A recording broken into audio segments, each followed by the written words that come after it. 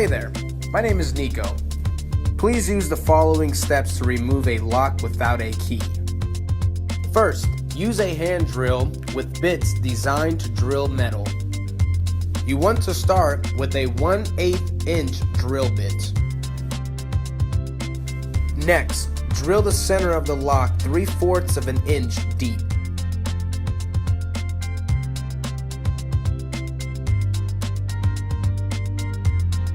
Once finished, change to a 5/16 drill bit. The drill bit should be set to low. You would need to go in a circular motion to route lock pins. You will know it's completed when the lock comes right out. Remove the lid and unscrew the lock casing from the center rod, as shown.